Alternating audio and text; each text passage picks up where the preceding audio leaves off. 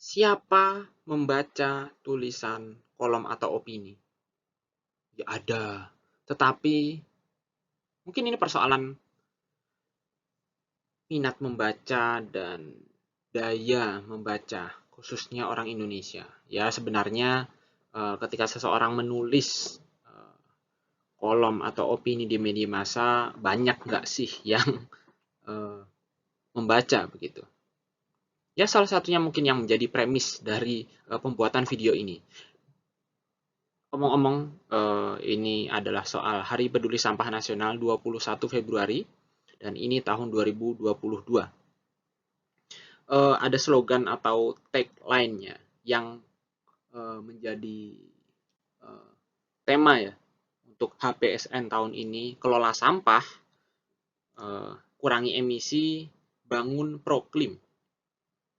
Tetapi sebenarnya yang akan dijelaskan mengenai persoalan sampah di video ini adalah bagaimana persoalan besar persampahan ini merupakan bagian dari triple planetary crisis yang ditetapkan UNEP ya, UN Environment Program, yang tahun ini berusia 50 tahun. Jadi channel atau saluran ABI ini hendak membuat seri triple planetary crisis. Yang pertama adalah pollution and waste dan sampah.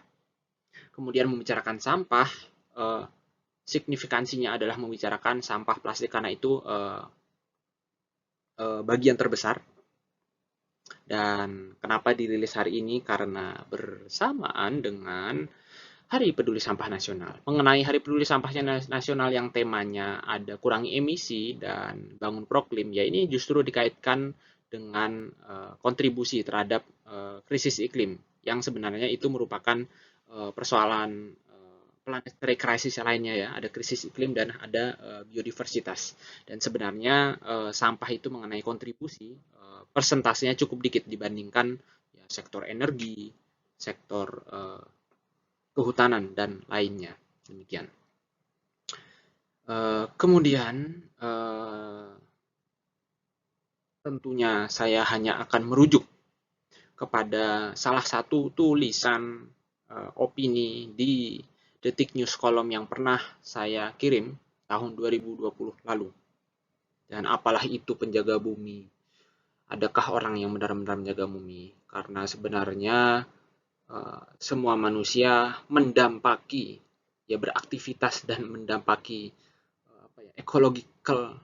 ecological footprintnya, dampak lingkungannya terhadap bumi. Jadi ya kata teman saya sih dia lebih suka untuk berkata bertanggung jawab terhadap bumi karena kita juga merusak, kita juga mencemari, maka ya kalau ada orang yang ingin menjaga ya sebenarnya itu punya niat untuk bertanggung jawab terhadap apa yang dirusaknya. Demikian. Lanjut ya. Ya, tulisan itu berjudul mendukung pelarangan kantong plastik yang dengan tulisan judul ya asli yang saya ajukan adalah menyelesaikan persoalan plastik. Tentang apa? Tentang kenapa gambarnya begitu, karena Juli itu plastik free Juli. Kenapa mendukung pelarangan kantong plastik? Karena ini soal eh, penjalanan pergub pelarangan kantong plastik di DKI Jakarta. Dan kenapa menyelesaikan persoalan plastik yang saya ajukan? Karena jika pergub itu sudah berjalan dan retail ya, toko retail itu sudah harus menghilangkan kantong plastik, sebenarnya sejauh mana itu akan menyelesaikan persoalan sampah plastik. Demikian. Kita mulai saja.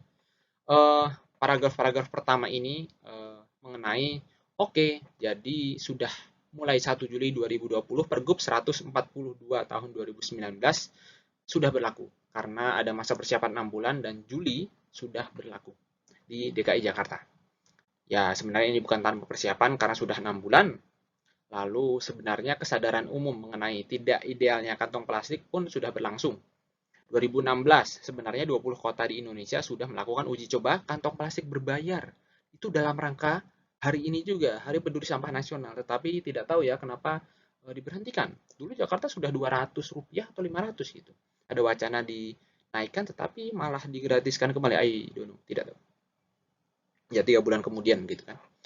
Paragraf berikutnya, sedangkan ya in general secara umum kampanye untuk mengurangi penggunaan plastik sekali pakai ya sudah lama juga. Secara komunitas ada gerakan Indonesia Diet Kantong Plastik, secara komunitas lainnya ada Zero Waste Indonesia yang sudah banyak dikenal ya. Sekarang gerakannya sudah begitu ramai di Instagram, begitu 2 tahun lalu ya ketika saya menulis ini. Yang menjadi objek umum yang sering digaungkan adalah apa yang signifikan dari sampah plastik ya, kantong belanja ya, botol plastik ya. Belakangan ini sejak 2018 lah sedotan plastik mulai menjadi kampanye pengurangan plastik juga. Dan tahun 2019 dimulai ada pawai bebas plastik. Nah, ketika itu juga bulan Juli akan ada pawai bebas plastik lagi. 2019 offline di Car Free Day, Car Free Day ya, kalau di Jakarta ada di Car Free Day Jakarta, di kota-kota lainnya juga ada.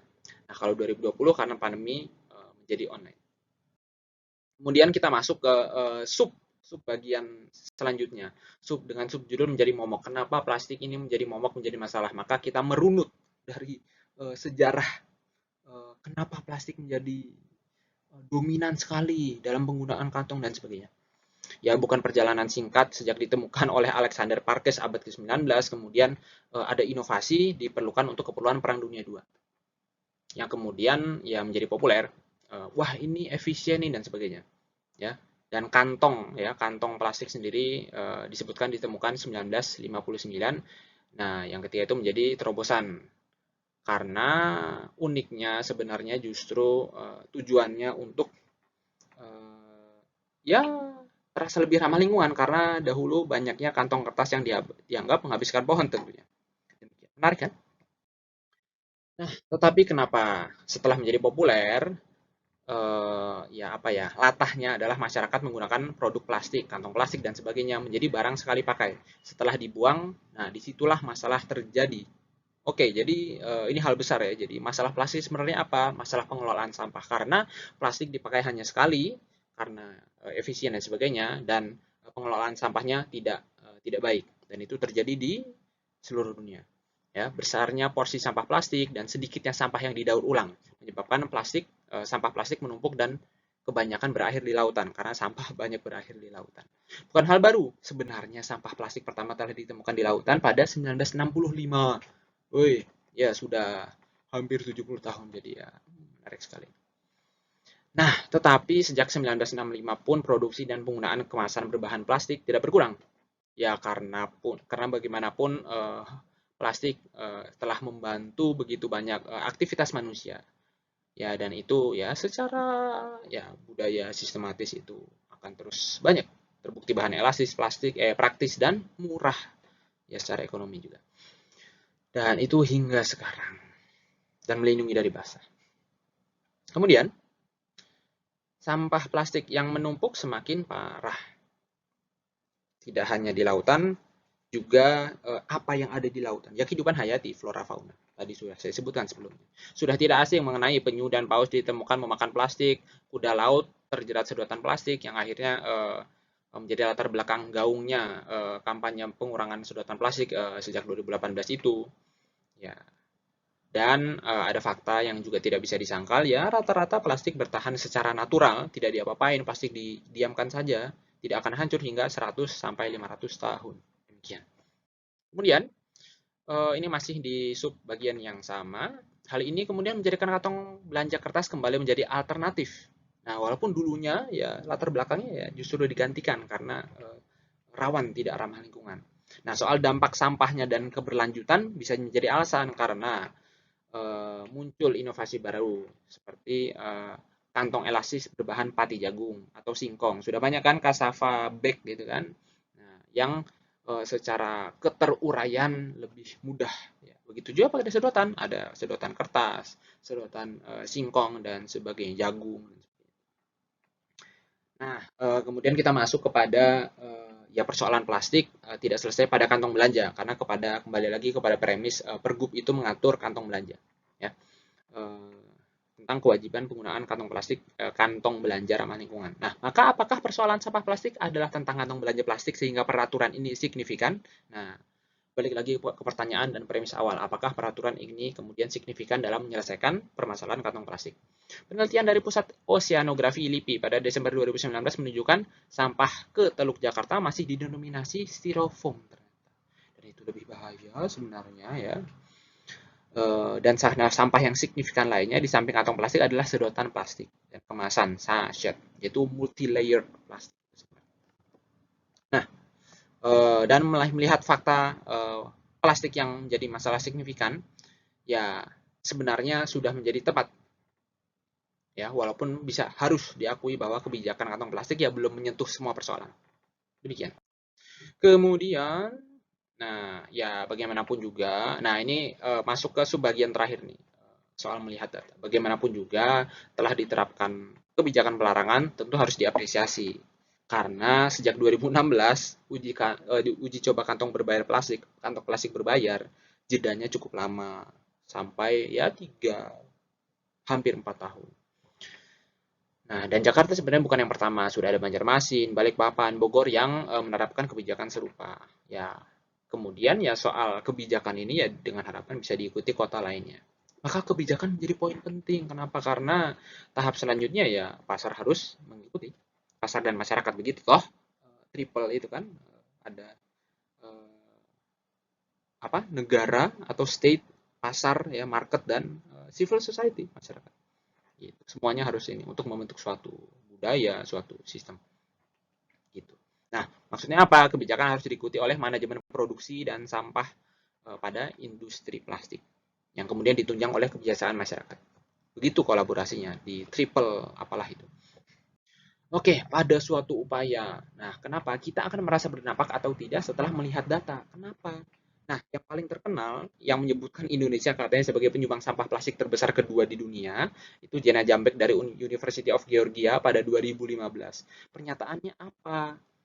Dalam data tersebut yang sudah umum diketahui masyarakat. Nah, yaitu 2015. Tetapi sepertinya yaitu sering-sering disebutkan ya bahwa Indonesia kedua. Nah, tapi belum ada data terbaru lagi. Nah, dan beberapa kalangan termasuk Kementerian Kelautan dan Perikanan pun merasa harus membuat data yang akurat. Nah, karena yaitu kan yang menilai walaupun multi negara ya, itu dari University of Georgia. Lah, masa Indonesia tidak punya penjelasan data dengan parameter yang lebih jelas tersendiri? Ya sudah. Maka harus butuh data di Jakarta maupun kota-kota lainnya. Nah, dan dari sisi gerakan masyarakat, tadi dari sisi data dan upaya, dari sini sisi gerakan masyarakat. Ya, pada hari ini, pada 2020 itu banyak komunitas ya tidak berhenti menyuarakan pentingnya mengurangi penggunaan plastik dan mengelola sampah dengan baik. Ya tadi, gerakan Indonesia diet kantong plastik, tentu ya soal kantong plastik. Diet plastik ya. Nah, dan zero waste ya persoalan persampahan secara general gitu. Nah, ketika itu ya saya sekalian promosi juga pawai bebas plastik ada lagi. Nah, dengan daring.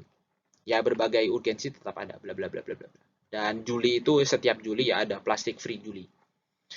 Dan kalau kata Kementerian LHK sih sudah ada peta jalan. Katanya 2030 itu ya bukan katanya ya ada peraturan itu sudah ada peta jalannya 2030 katanya produksi plastik dalam industri sudah tidak boleh ada. Ya itu jalan panjang dan ya kalau dengan hari ini sih masih 8 tahun lagi. Ya tidak masih. Kalau tidak ada peta jalannya, kalau tidak ada perkembangan tiap tahunnya ya bisa jadi ya nihil lagi begitu. Ya ketika itu saya menulis sebagai relawan kampanye bebas plastik 2019 dan 2020 sebenarnya. Demikian, terima kasih.